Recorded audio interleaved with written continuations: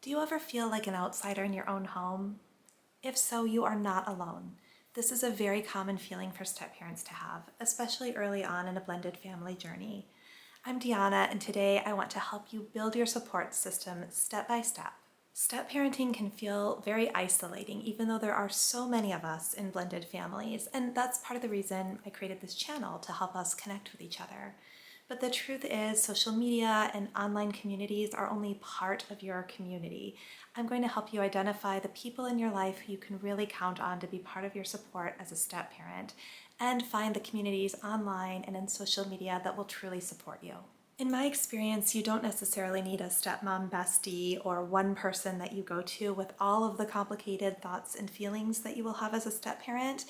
But you can really create a patchwork of a support system out of the people in your life who love you and you trust and who are rooting for your family.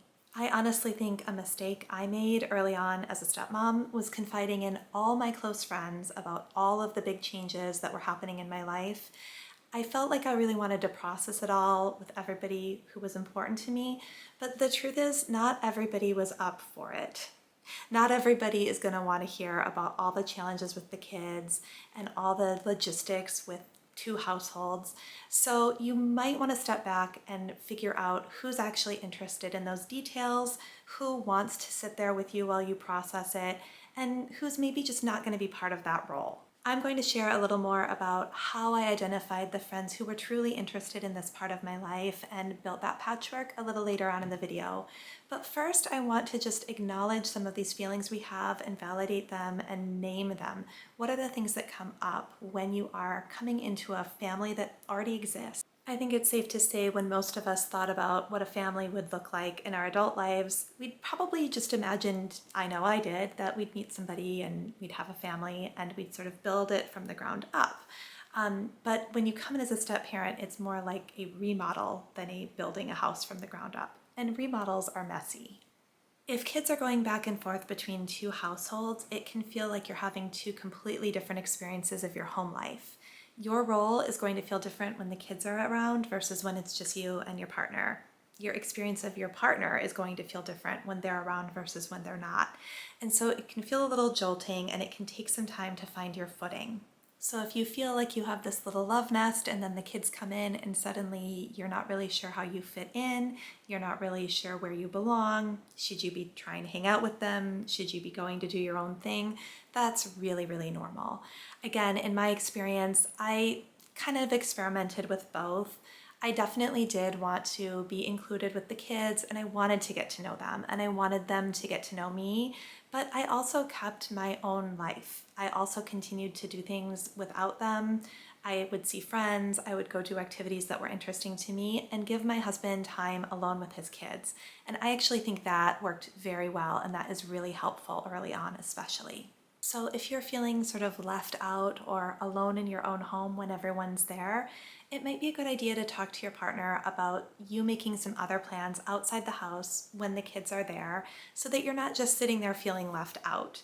That way you can go fill your cup, do something meaningful to you, maybe invest in a relationship with a friend who can help be your support system while your partner is getting some quality time one-on-one with their own children.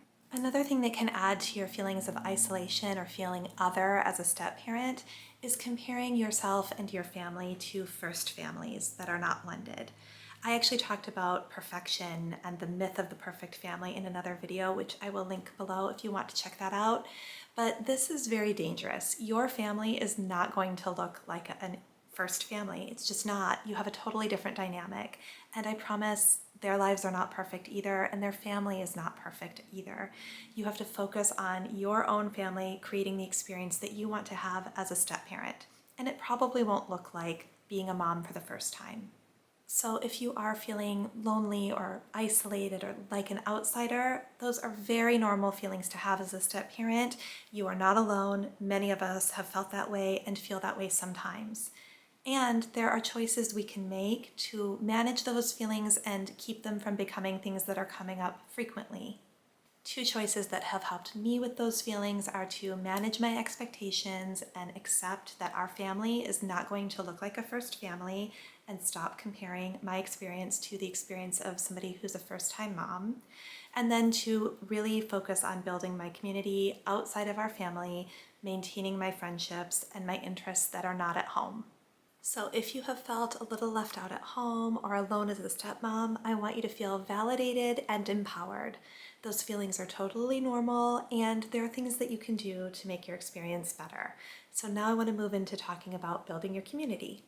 In choosing who to share the messier parts of my blended family life with, it's been very helpful for me to make the distinction between processing and gossiping.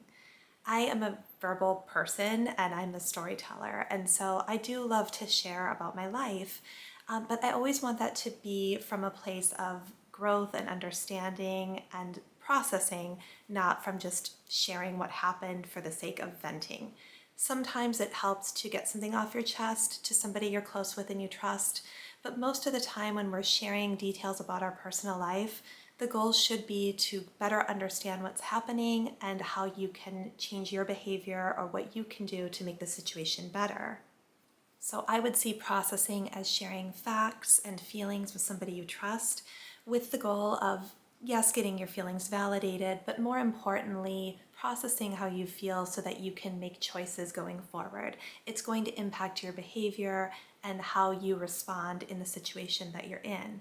Gossiping is the validation without the growth.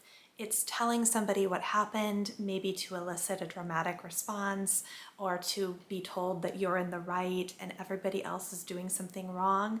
And that's not going to be very helpful for you in your blended family journey or really in life at all. I feel so blessed in my life to have close friends who understand that distinction, and none of them are stepmoms, but I can turn to them with some of the more complicated, messier parts of blended family life, and I can ask for perspective. I can vent to them and share details, knowing that I can trust them not to share it with other people, and that they understand I'm trying to find clarity in the situation. I'm not looking to blame anybody or to take anybody down or to just complain about my life. Now, like I said earlier, I did early on in my stepmom journey, I think, overshare a little bit. It was just all so much that was new, and I shared a lot with more people than I now would. And I think that that's something that we learn with time. So if you have done that or you're doing that, I would encourage you to start paying attention to how the friends you're sharing with are responding. Some people just might not be that interested. They might just not really want to hear about all the challenges of having young children, and that doesn't mean your friendship is over. You might just spend time with them talking about other things. I have certainly found that with some of my friendships. You may also identify somebody who seems to take a little bit of delight in some of the drama. And that would indicate maybe that's not somebody that you want to share details that you feel vulnerable about or that aren't yours to share. Things about the kids or about their mom that isn't really yours to share. And then you might find a couple of people that you really, really do know you can trust. Those are your people. Those are your anchors. When you identify that person or those people in your life, go ahead and tell them. It feels good to know who the people we are that we can go to. And it doesn't mean that the other friendships aren't valuable too, but having a person or two that you really know you can go to with the hard stuff feels so good.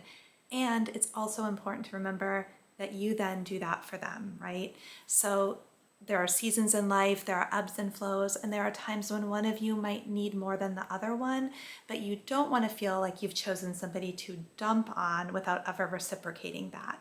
So make sure you're checking in with them about their life. It's going to be different challenges than yours, but you want to provide that same level of support that they do to you. People also have different strengths. So you might also find that maybe there's somebody in your life who is excellent at just holding space for you without trying to fix it or give you any advice.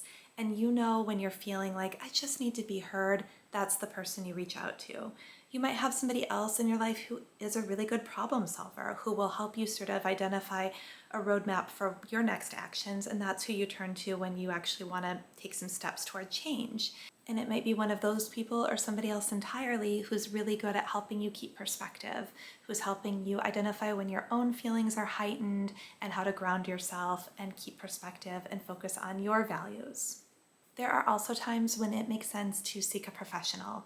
Friends are so helpful, and it is wonderful to have people that we can reach out to and meaningful friendships in our lives, but they are not a replacement for a trusted professional, especially when you're dealing with the complex dynamics of a blended family. Being a parent and being a step parent can bring up a lot from our own childhoods, and a professional will help walk you through that, will guide you through your own healing, and that is irreplaceable.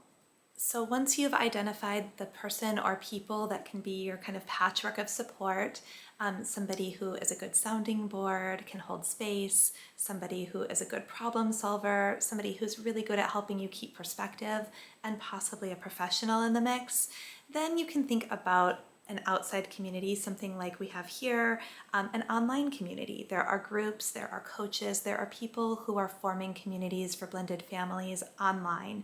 And I do think that that can be helpful as part of this larger community, as long as you are starting with people in your real life.